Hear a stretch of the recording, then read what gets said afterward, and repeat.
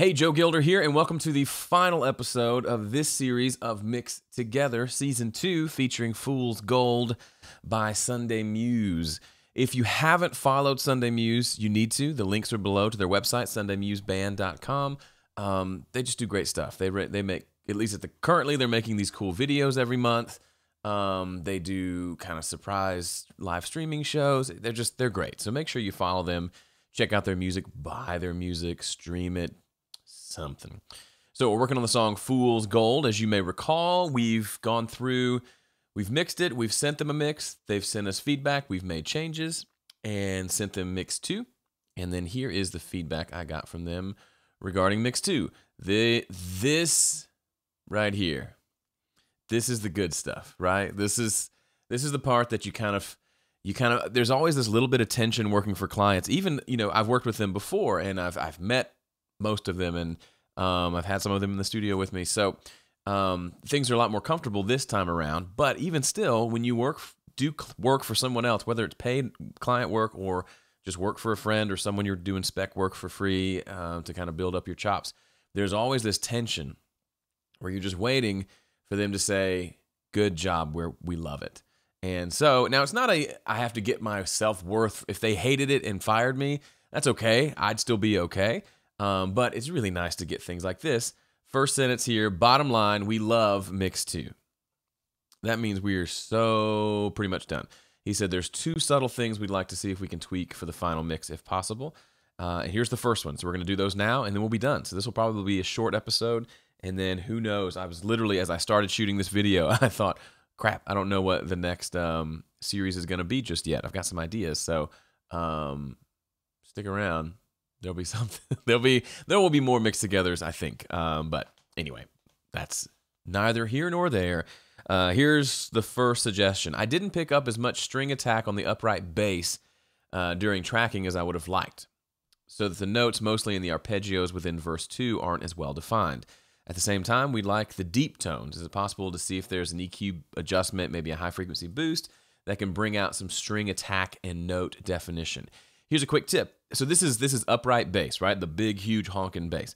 And if I had to guess, and I'm pretty sure I'm right, since we only have one track for the bass, this red track up here, my guess is it was recorded with one microphone. Now, you absolutely can get a good recording with one microphone. When I've recorded upright bass and even cello, I like to use 2, not for stereo, but to just get 2 microphones to get 2 different things. So I'll usually use a kick drum sort of microphone down low, to just maybe pointing towards the F hole or just getting an overall picture of the instrument. But it's mostly getting the low end, right? The thump, big thumpy low end. But then in addition to that, I like to have a mic up here. So if he's standing like this, there's a mic way down here pointing at the big major part of the instrument, picking up the low frequencies. But I also like to get another mic up here pointing just at the fretboard and picking up some of the finger noise. Sometimes I use it, sometimes I don't. And I don't record upright bass all the time, but when I have, I've done that, and it's been helpful for getting some of the slap sound that makes you realize it is an upright bass.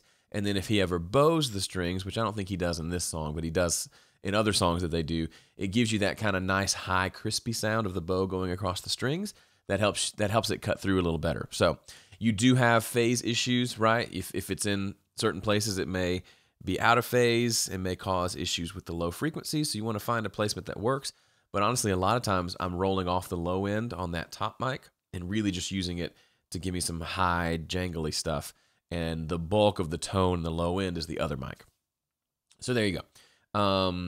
Almost like having an overhead mic on the upright. Anyway, but if you find yourself recording it, take some time to experiment. You may find a solution that works better for you.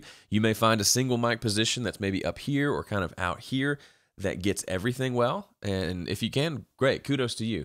But all that to say, I'm not saying they did a bad job recording this bass, but as he said in the mix, especially in verse 2, when he's playing boo-doo-boo-boom, they're not coming through, there's not quite as much upper frequency, like string slap sound. So let's refresh our ears and make sure we know what section he's talking about.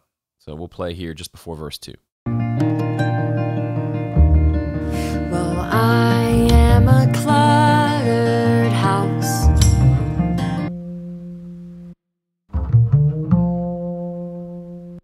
Okay, So as you can see, looking at the EQ I did on the bass, actually did boost up around 1K already.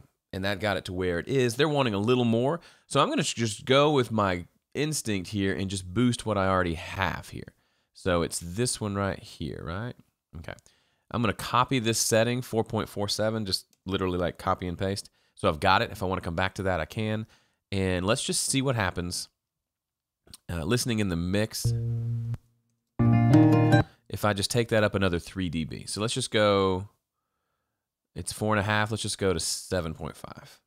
Let's be all mathematical and nerdy about it. Let's see how that worked. Well,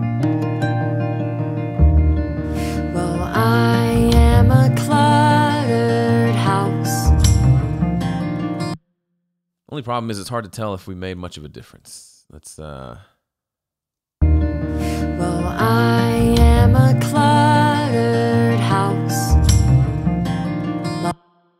See, I kind of like it where it is, so I feel like it has enough of that upper frequency, and it's got a fair amount of noise on the track. So boosting may bring that out. We may have to fix that as well. But let me just grab another EQ and let's just boost around and see, because that boosting here didn't seem to do a whole lot. Maybe it's higher frequencies we need to boost. Let's just experiment for a little bit, see what sounds right. Well, I am a cluttered house, locking doors to keep it in or out. But there's room for you in me to fill every crack between. It does allow you to hear the notes a little better. So let's just before we address the fact that this is going to make it sound noisier, let's just see if we like the tone. We can maybe roll off some high end and fix the noise problem, but let me just turn this on and off and let's just see which one we like better. Well, I am a cluttered house, locking doors to keep it in or out.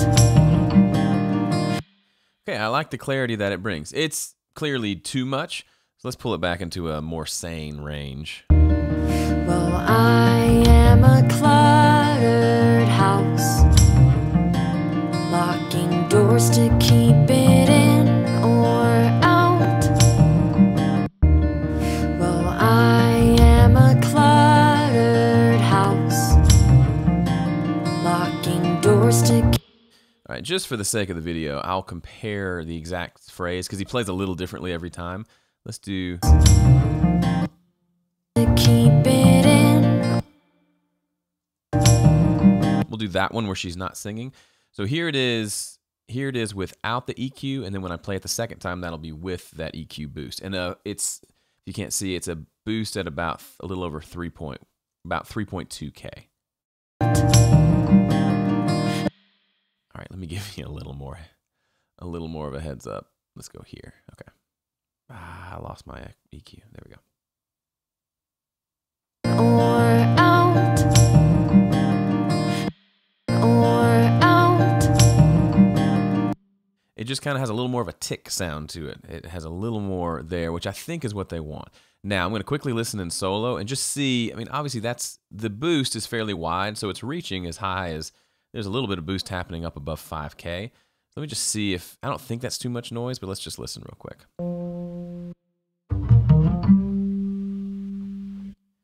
So you can hear the noise drop out. That means the original audio, they edited out space between. Most likely because there was noise there. I'm going to check real quickly on headphones just to make sure, to see how it sounds in the mix. Or out. There's room. There's a little bit of noise there. And again, there's some noise on the regular guitar, and I'm not a big, some people freak out about noise. I don't think noise is that big of a deal. So let me just use a high pass filter just to see if I can help it a little bit, but I'm not going to worry too much about it.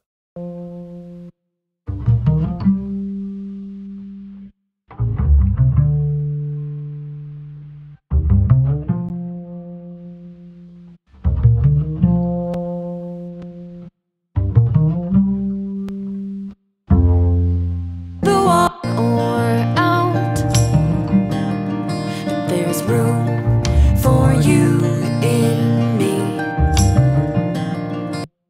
I don't think it makes a difference either way, so I'm going to just leave it alone and not do it. I'm just going to add that boost and see if they're happy with that. I think they will be. It does bring out a little bit more of the finger noise without it sounding excessively noisy. So I'm happy there. So we can go over here and we can say check. And the second thing they wanted is, if possible, can the end of the song fade out a bit more quickly, maybe by just 1 second? Yes, sir, it can. Let's, I forget how did I fade this? I've been working on so many different projects lately. I sometimes forget which ones I did what on. Let's guide us home. Let's guide us home. Let's guide us home.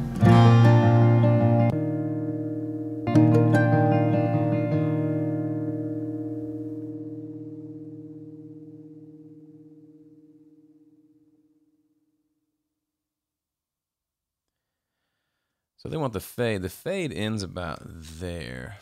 Fade and the fade of the original guitar.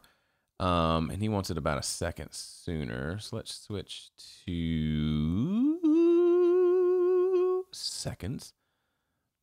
So if the fade ends at about, yeah, so here's 340.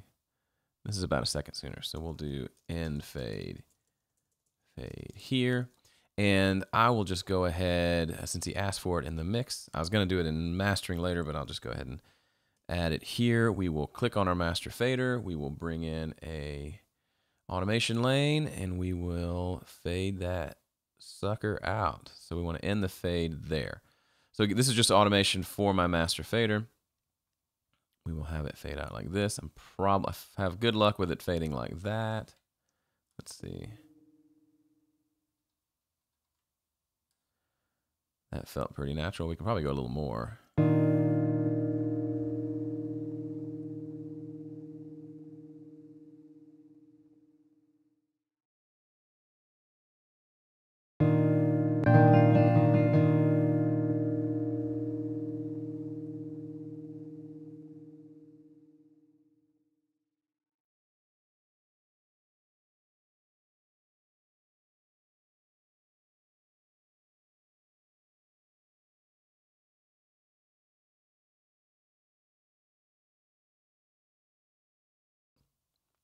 Sorry, my microphone was off. That felt right to me. I just brought the end tag up. That marks the end of the song for when I'm exporting. And yeah, we're done. The mix is finished. Obviously, I'll send it to them, but this is mix 3. So as you remember earlier, when I'm working with clients, I give them, essentially, I say, here is mix. You get 3 mixes from me, max. So if the first mix is dead on and you want no changes, we're done, but you can ask for some revisions. So it helps them kind of realize, okay, we got to listen carefully and know what we want to change if there are things we want to change. But it also gives us time to go back and forth a little bit, which is just happens sometimes. So, but this is essentially the final mix. And if they say, oh, we don't, actually, they probably won't say anything. We'll probably just move straight on to mastering. But for this series mixed together, that means we are done. So all I got to do now is my final export, and we'll call it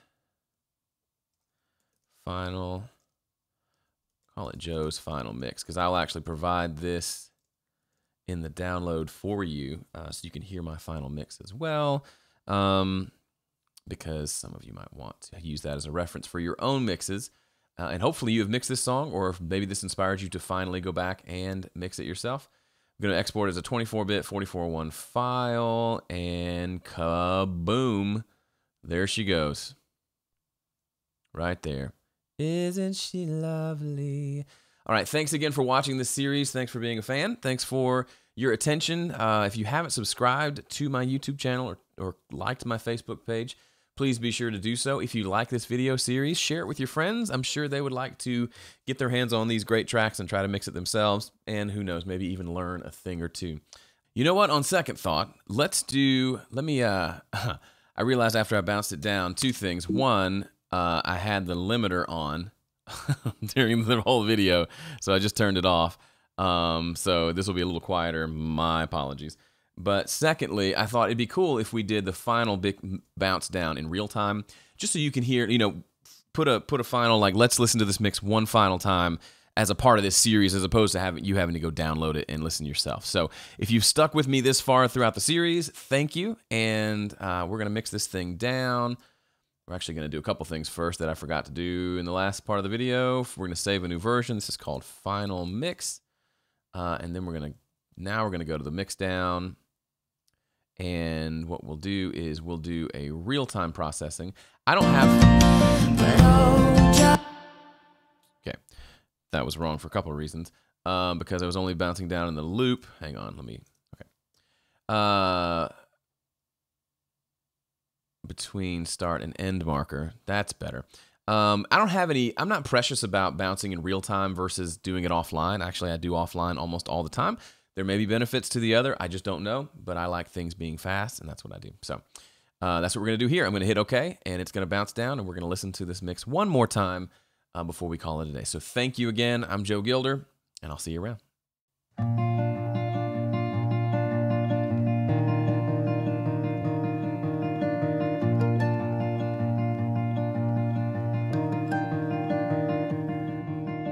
Come a little closer here. No need to try and hide nor fear. Your lips may lie, but I know your soul tells every truth it holds. Come in all of your ruin.